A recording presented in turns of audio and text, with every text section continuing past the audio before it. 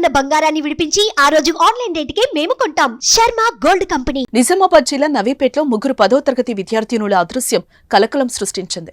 విద్యార్థినుల కోసం పోలీసులు గాలింపు చర్యలు చేపట్టారు. ఈ నేపథ్యంలో ముగ్గురు విద్యార్థినుల అదృశ్యమైన కేసులో ఒకరి ఆచూకీ లభ్యమైంది. రాత్రి 3 గంటల సమయంలో నిజామాబాద్ బస్టాండ్లో కొండపల్లి శిరీష అనే విద్యార్థిని కనిపించింది. దీంతో పోలీసులు శిరీషను తన కుటుంబ సభ్యులకు అప్పగించారు. మిగతా ఇద్దరు అమ్మాయిలు జగిత్యాల వైపు వెళ్లినట్లుగా సమాచారం. ఇద్దరు బాలికలు మేడం వరలక్ష్మి, గడ్డం రవళిక కోసం పోలీసులు ముమ్మర గాలింపు చర్యలు చేపట్టారు. ఇక నవీపేట మండల కేంద్రంలో గురువారం స్కూల్కు వెళ్లొస్తామని చెప్పి విద్యార్థినులు కనిపించకుండా పోయారు.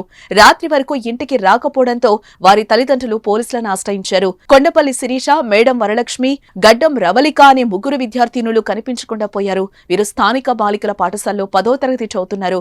వీరిలో ఒకరి ఆచూకీ లభ్యం కాగా మిగతా ఇద్దరు ఎక్కడికెళ్లారు, ఎవరైనా కిడ్నాప్ చేశారా లేదంటే ఇతరత్రా ఏమైనా కారణాలు ఉన్నాయా అనే అంశాలు తెలియాల్సిందే.